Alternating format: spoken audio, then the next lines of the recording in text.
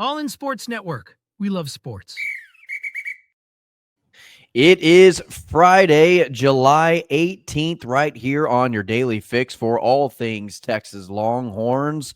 I'm Tanner Carlson. That is Jake Jimerson, and this is All In Horns presented to you by Rogue Sports Network. Today's episode is actually a part one to a two-part series that Jake and I are going to do. For this first part, we're going to basically power rank the position groups on the Texas Longhorns football team. So we'll start with offense, then we'll start with defense. That'll be part one. Part two is going to be Monday's episode, and what we're going to do for that episode is we're actually going to combine the entire team, top to bottom, position groups, and where we think that they line up, going head-to-head offense versus defense, all in one ranking. So, Jake, we did it a little bit different. I don't know how other people want to do power rankings. We did a tier group, A tier, B tier. I had some fun names for my tiers. We're gonna have a little bit of fun with it as well. It's not just gonna be, a boring little tier system. But so we basically have it. Are you a superior tier, A tier, B tier? I really don't think that there's much of a C or a D tier on this team, but if we get that far, we'll talk about it. So, Jake, how do you want to go about doing this? You want to kind of like just trade off on top to bottom and just go down our list and go one at a time on each group that we have? Yeah, I think you just go top to bottom, start offense, then go defense. Yeah, that works for me. Lead the show with offense. That's what everyone wants to hear. Yeah, everyone wants to get to that. So let's go ahead and start off there. So in my top tier, established tier, it's my number one tier on the offense. It's established, and I've got the running back group as my number one power rank tier on the offense. They're all four returning, whether that be Trey Wisner, CJ Baxter, Jarrett Gibson, and Christian Clark. I think that type of experience, that type of development at one position group in which you've already sent 6 NFL players in the last 3 years from that position group to the NFL. And so you've got a returning 1,000-yard rusher. You have a returning back coming out following an injury, and then 2 guys that really had some upside their freshman years, whether that was Jarrett Gibson. Well, Christian Clark we didn't really get to see because he was hurt in the preseason. But also keep an eye out for freshman Ricky Stewart. Now, he might be redshirted this year, just depending on his play and stuff, and they might give him a red shirt, but could be a fun little player to keep an eye on, Jake. Yeah, they got a couple freshmen coming in who will have at least a chance.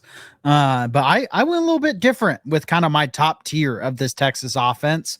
Now, granted, I'm just going to say right now, this is not because of depth. This is because of a man named Arch Manning, if you've ever heard of him. And I have that as my top tier. And the reason why is I just think his style of play is going to elevate this offense to a passing attack we haven't seen yet in a season under Steve Sarkisian. I think there were certain parts of Quinn Ewers' game that limited the offense.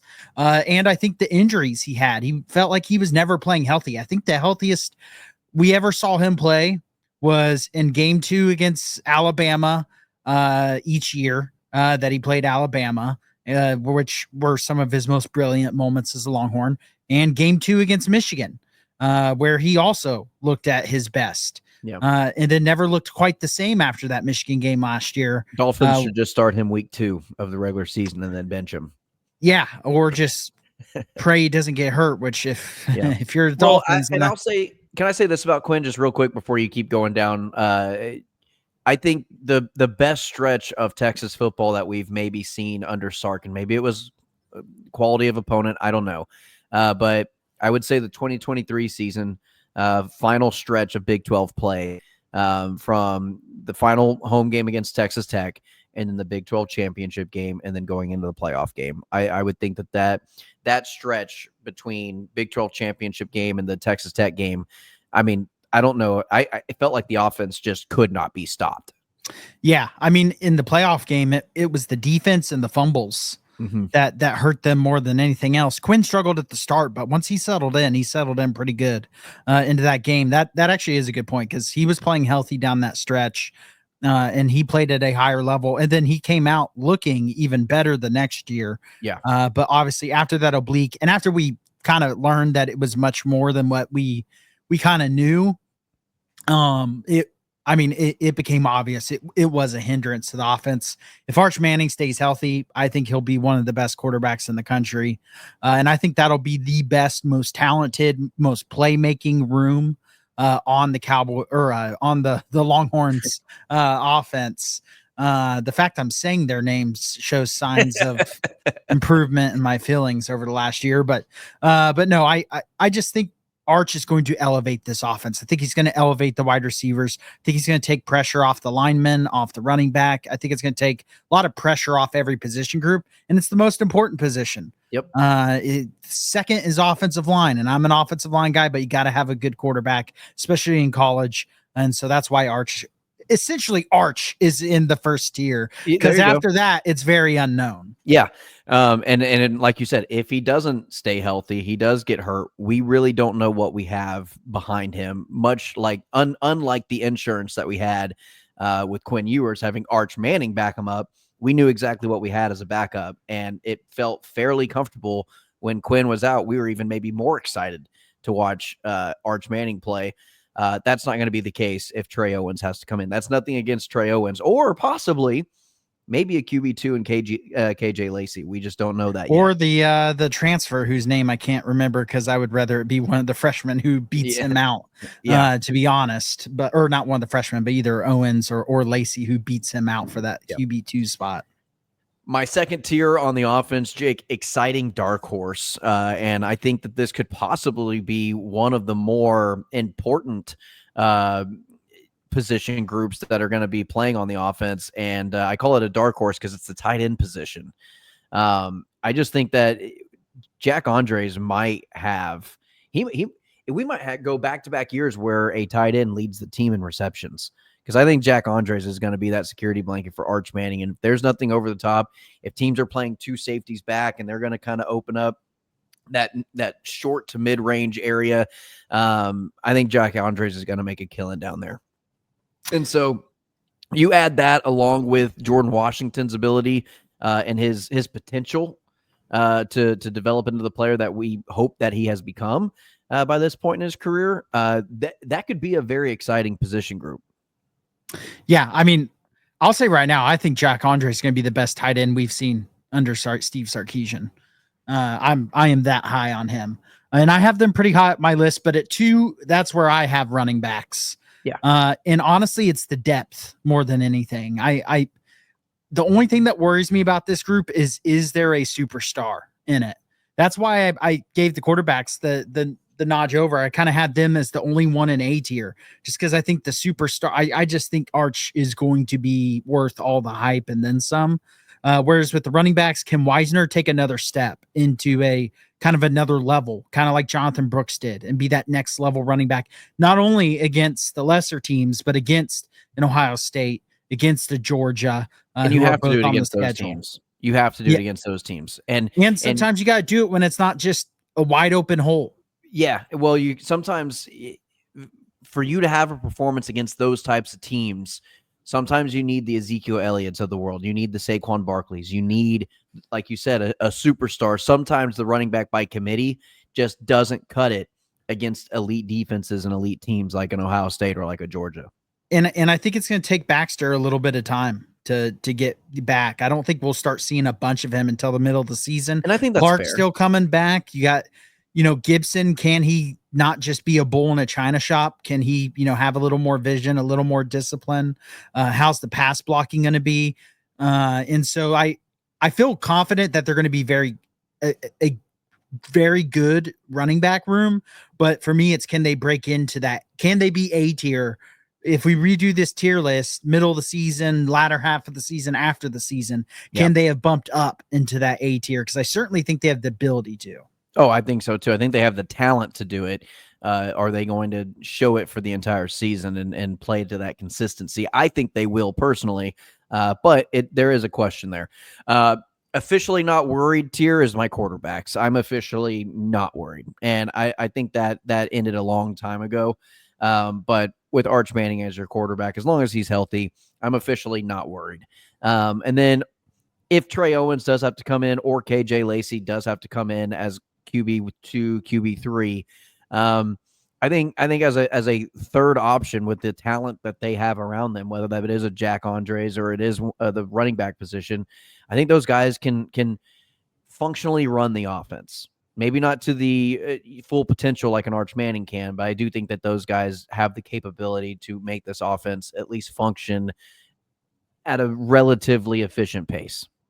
Yeah, they're both. I mean, from all the notes and stuff that I've read about them, everyone seems pretty high that they're going to be power four starting level quarterbacks pretty quickly. Mm-hmm. And I imagine that means they're at least to a spot where they could come in and run the offense for a game or two. Now, you hope that's not against the Georgia. You hope Sure. that's not the Red River rivalry game.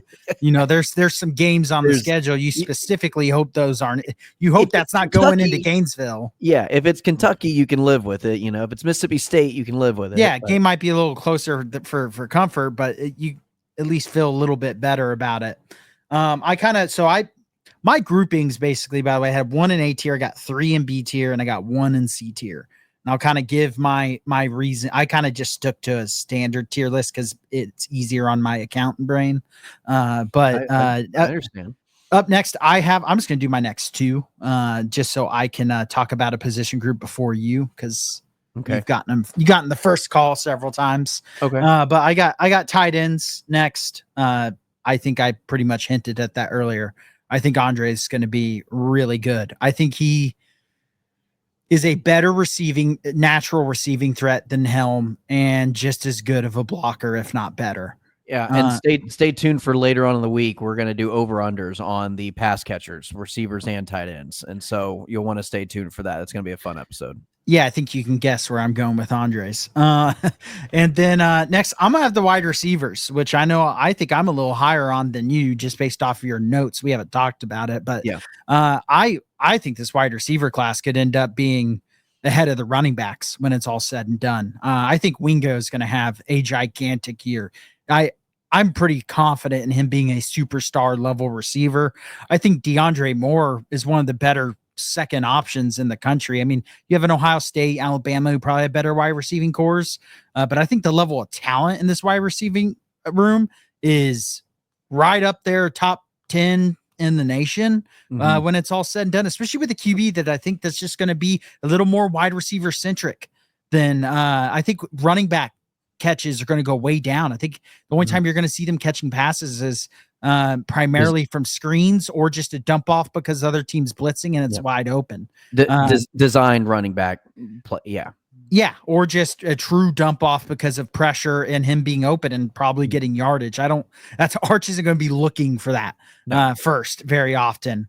And I think a guy like, whether it be a Livingston, a McClutchin, who I know supposedly, even though he wasn't one of the 5 stars, apparently McClutchin looks the best out of the freshmen so far. Now, granted, that's just spring ball. We got to get to fall camp, but they're saying he could contribute right away. And then I think Mosley was another great pickup. So I'm very high on this wide receiver room. Actually, if I wasn't so high on the tight ends and just had so much comfort in the depth at running back, they would probably be higher.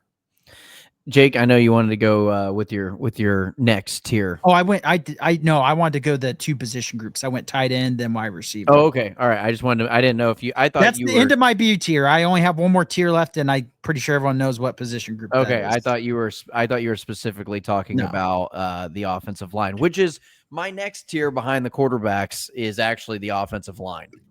I have them in my confident but unproven tier, and I will get to wide receiver. Obviously, that leaves only wide receiver left for me on my tier list. But offensive line, 4 first-year starters, and that is the concern. But here's why I'm confident in their player development. Trevor Gooseby, we saw enough out of him last year and this offseason from storylines and other things like that, that he's going to be a plug-and-play player to replace Kelvin Banks that we never thought was even going to be feasibly possible, but there may not even be a drop-off at left tackle because of the reports that we've heard from Gooseby.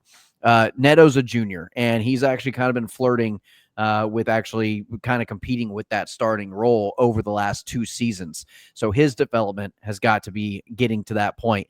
Cole Hudson, first-year starter at center, but a first-year starter who's going to be a senior with plenty of playing time, playing at the 2 guard positions. And then you've got DJ Campbell, who's obviously been your starter there, mainstay at the right guard position, and he's also a senior. So you got 2 seniors, a junior, and then Brandon Baker, who is your sophomore in the right tackle. Keep an eye out for Nick Brooks, Connor Stroud, I think Daniel Cruz. If somebody goes down, those are probably going to be the next guys up.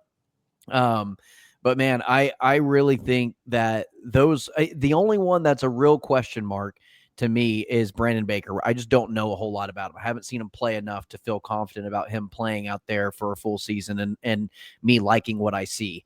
But the other 4 guys, although 4 first-year starters on this line, I feel pretty confident in them. And I think this coaching staff has them where they want them. Yeah.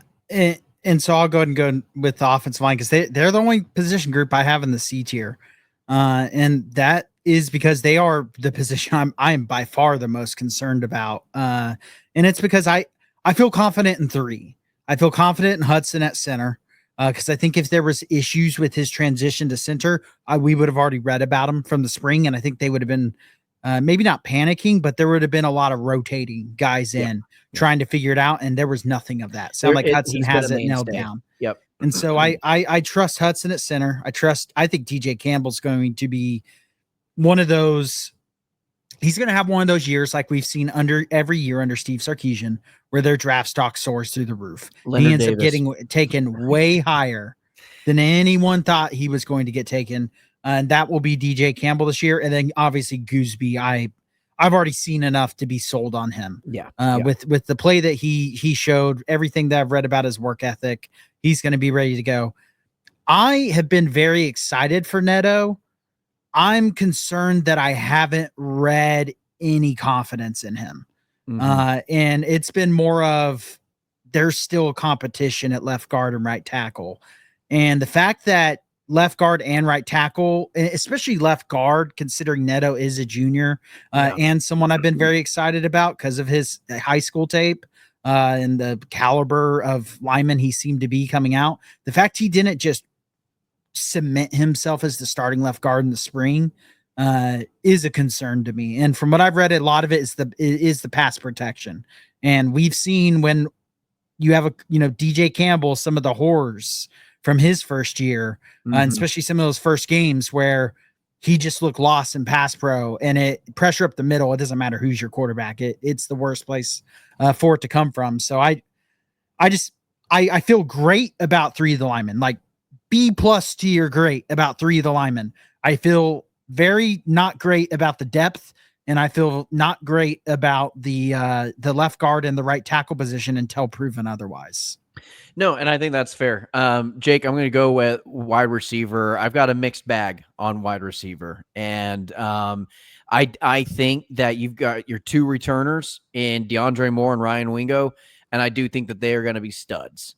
I don't think that there is room for drop off. I think Emmett Mosley is going to be fine. In fact, I think he played 9 games last year, Jake, and he was like, I have his stats down here. Let me read them off for you. Emmett Mosley had 48 receptions, 525 yards, and 6 touchdowns in 9 games played for Stanford.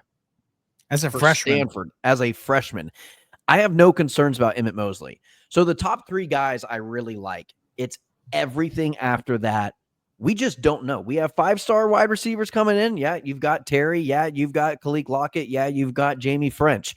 Absolutely. You got Parker Livingstone. We still don't really know that much about. We don't really know much about Dylan McCutcheon either because he's an incoming freshman. And so you've got a really young group of guys below those 3 that you can feel pretty confident in that those are your top 3 guys.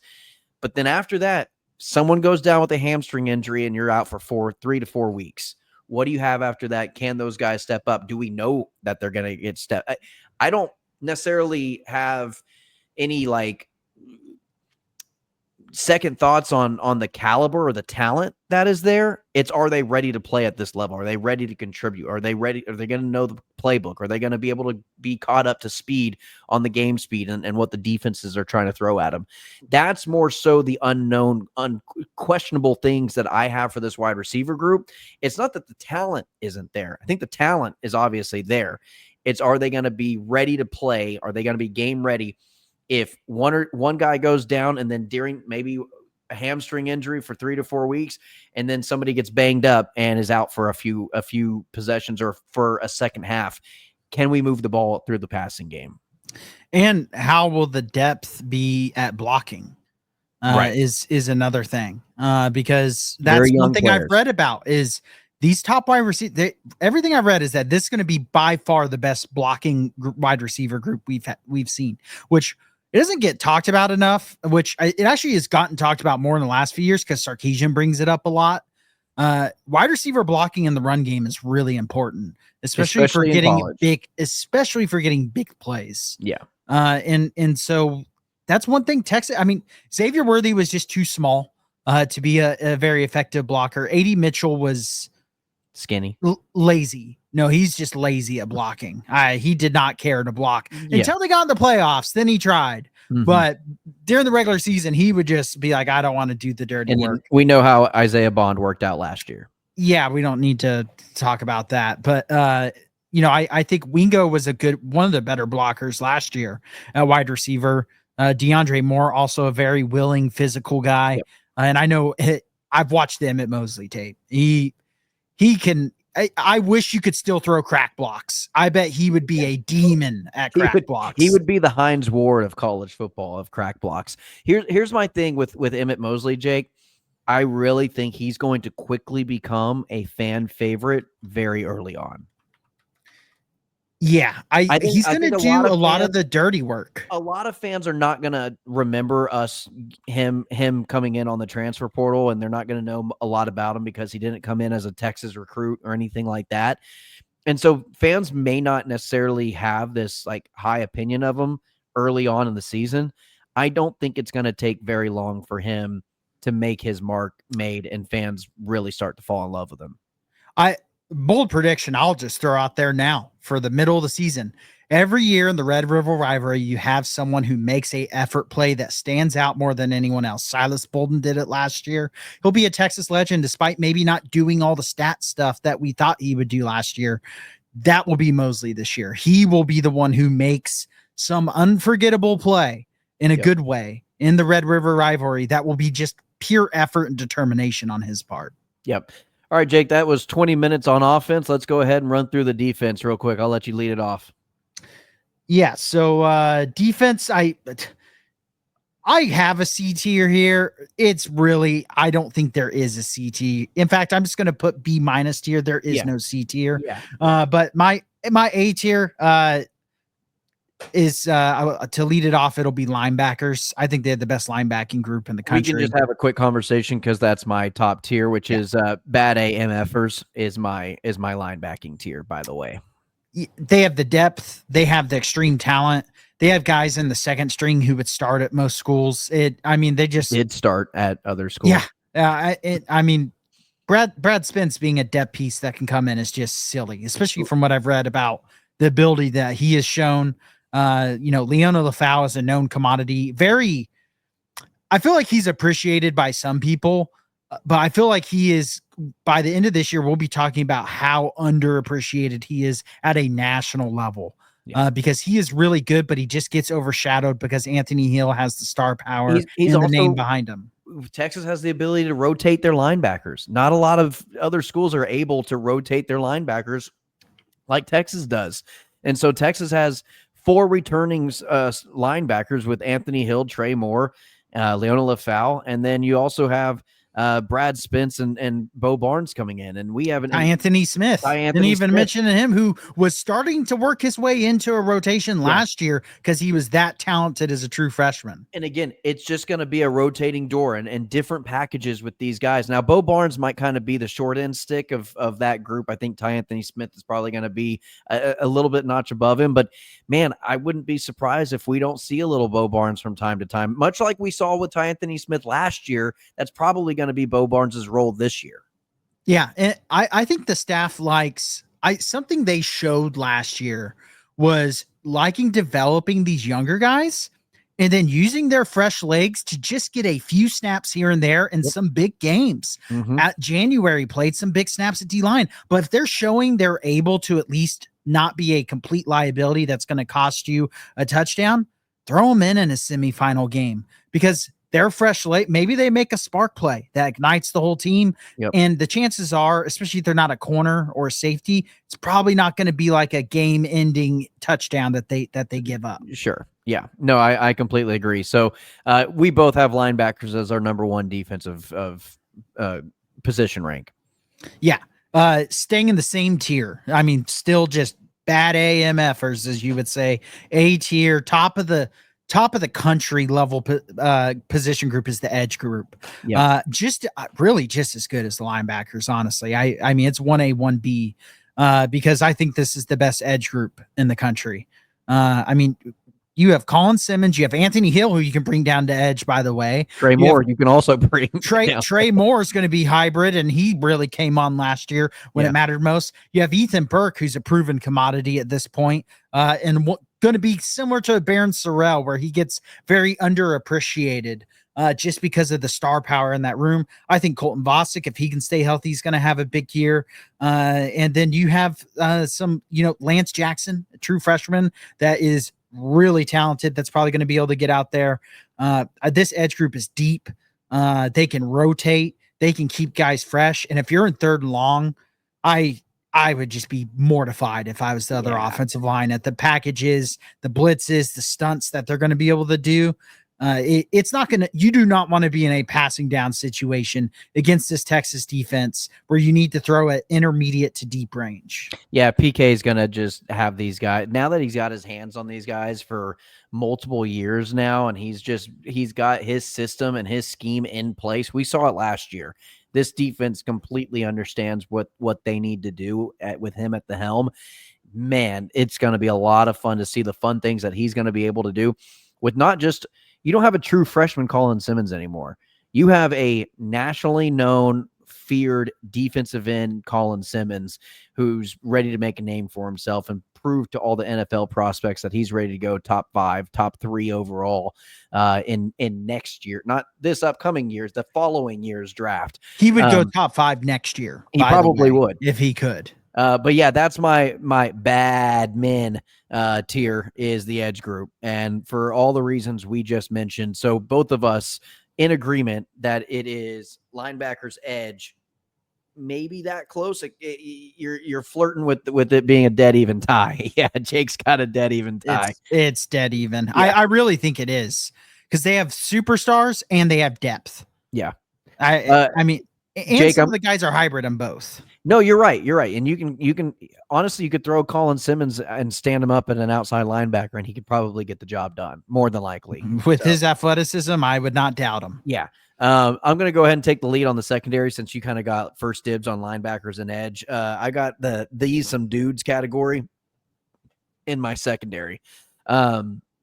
I got Michael Taft, Malik Muhammad, Derek Williams, Jalen Gilbo, Jelani McDonald, Kobe Black, Jonah Williams, Cade Phillips.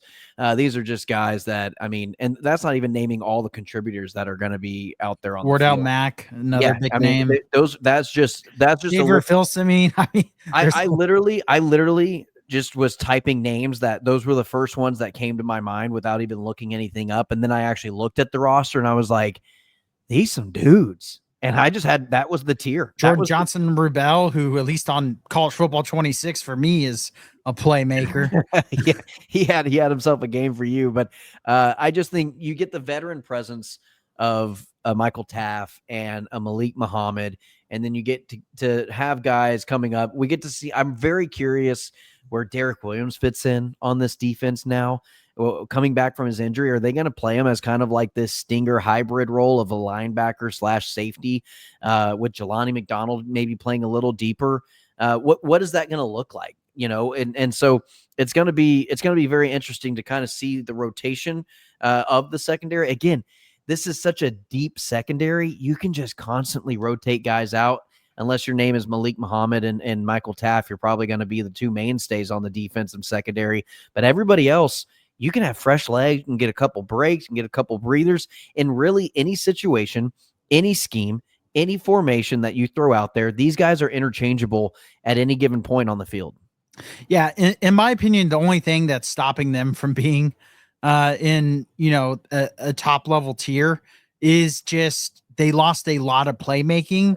They lost a lot of turnover making in Makuba and Barron. And Muhammad only has one interception in his career, which is one of the more wild. He's always around the ball, but he hasn't. If he can make that leap this year, that would be really big for this defense. Just start bringing down some of those interceptions, and just get a little better at that. I think Michael Taft is probably your best turnover playmaker level player. He's your biggest ball hawk. And so can Derek Williams come back and be that ball hawk? I actually think Jelani McDonald could be the kind of hybrid guy. I think he's a little bit bigger, more physical than Derek Williams. I view Derek Williams as a little bit more of a true coverage guy, whereas I think Jelani McDonald is probably I think he's going to take the star position and start there. Where does Jonah Williams fit in? I mean, how does Jonah? I mean, I think he's going to be hard to keep off the field. I think Kobe Black. I'm very curious to see how corner shakes out from camp, because you have 3 starting corners that I think are just for sure that dude starting corners in Malik Muhammad, who is your CB1, I think, this year without a doubt. But then you have Gilbo and Black, who I think are both, which in today's game, your top 3 corners are all starters. Yeah. But who's going to be the outside guy versus kind of the slot guy? Mm-hmm. I think that could just become a matchup thing every week. Just it'll be matchup dependent, because I know Kobe Black appears to have turned on the switch, and he was already looking good last year as a true freshman. And I've only read incredible things about him from spring ball. And then same for Gilbo. There's a reason that they're moving him to corner. Yeah, no, the secondary is a lot of fun to break down and talk about, because I think the PK has to just be smiling ear to ear. I mean, this guy has to be the happiest defensive coordinator in the entire country. Is there a wrong answer on defense? No, I mean, would you agree the only question mark that is probably a legit question mark of the secondary is making up for all the turnovers they lost last year, as far as just that left the team. Yeah, and I mean, you had Jahdae Barron, who he was, a Jim Thorpe Award winner, but he was close to leading the entire country in interceptions. Did he lead the nation? Yeah, he had I don't think he led the nation, but he was, especially at Power 4 schools, he was at the top or near the top. Yeah. And so you have to replace that somehow, some way. Now, does that come in the form of Makuba as well, who was a complete, especially in the biggest game, every big game, Makuba got a pick or forced a fumble or both. Just made a play. Him and Michael Taft were just the most clutch guys. When you needed a play, you made a play. I go back to Arizona State. You can go back to Clemson. You can go back to especially Michigan. It just, every big game where you needed a game-ending play, it was either Makuba or Taft making the play. And who's going to step up and do that? And I think we have the guys. The names are there. The dudes are there. They just have to make the plays. Yeah, it's just one of those things. Other than Taft, we haven't really seen it as far as interceptions and forced fumbles go. It could, so you just got to see it. Line. Maybe it's Colin Simmons. Well, I think the front seven's gonna. I'm not worried about overall turnovers total from this defense. I'm not worried about, because I think the front 7 is going to be a nightmare for teams to deal with. It's one of the reasons I already loved the matchup against OU so much going into this year, is just because I think the front 7 for Texas is going to be a nightmare to deal with. But I think the front 7 is going to help the secondary make plays too, because quarterbacks throwing under pressure, throwing on the run, throwing while getting hit, are going to make worse throws. Then it's just up to the defenders My to dog come just down with barked, the sorry. ball. I saw that jump. Just out of nowhere, just a full out bark, and it was loud and very close to me. So sorry. Yeah, the only other tier that we've got left, and I've got it listed as stable. And stable, I meaning like actually physically stable. It's going to be hard to move these big guys. But the interior defensive linemen, and a lot of it is, Jake, we don't know who they are. We have one returning starter. That's Alex January. He was a freshman last year. He's going to be coming in as a true sophomore. And it's just going to be one of those things of, he looked good at the end of the season. We didn't get a long time to get to watch him, but he did get some playing time and played some big downs in those playoff games and those postseason games that we saw Texas play in.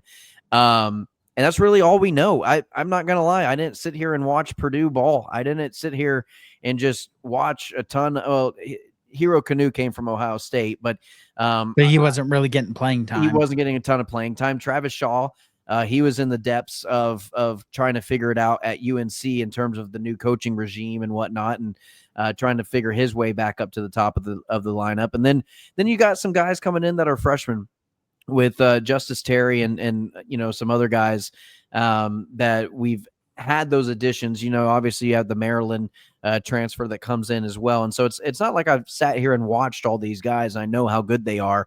I just know they're really big bodies. And from what I can tell, Cole Bavard is going to be a very, difficult player to move off the ball in terms of the run game. Yeah. And then, I mean, the biggest name out of the portal, it was Murad Watson, the freshman All-American from Syracuse as well.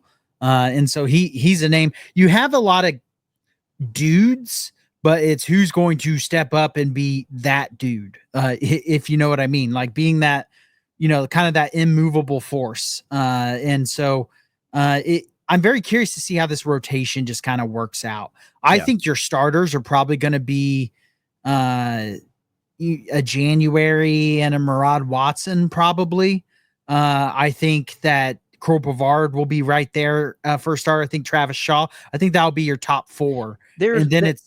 So that was the name. I was looking at the Texas roster on the Longhorn website, and he's not listed. And I was like, I know there was a guy from Syracuse, Murad Watson, and I was like, why am I second guessing myself that he was here? But I was looking on the official Longhorn website, and he was not listed on the roster. So that's why I was. It's probably a website mistake because he's on the roster. It just, whenever I was looking at it, I was like, maybe I was mistaken. I was second guessing myself. Yeah, no, that was probably the most expensive one out of the portal too, because he was a freshman last year as well. There he is, number 98. Yeah, he's on there. So yeah. But I'm not really worried about the depth of this D line, and they got some talented freshmen coming in. Ironically, I think Justice Terry will see more snaps at edge his first year than D tackle, from what I've read. Is that he's too good of a pass rusher not to have in, but he's probably not quite at the SEC level of run stopping yet. And so he might be a kind of situational pass rusher this first year, and then we'll see if he grows, because he could grow from there. I mean, it's not set in stone. Well, it's also will be really fun to see him against the Sam Houston State, San Jose State, and kind of see him come in on the second half and really hopefully have that mainstay at defensive tackle and get him some reps there. But yeah, I think I'm gonna have to have a notebook next to me in these first few games. Seriously, just because I want to keep track of what they're rotating at D line, at edge. I think we're gonna see a ton of rotation early in the season, just because you can't just play Anthony Hill the whole game and the whole start of the season, because even if there's big plays in Ohio State game, you can't do it because you have to plan for a 15+ game schedule. Yeah, and you've heard Steve Sarkisian hint to it already in interviews. Like, it's a long season. You're going to see more guys.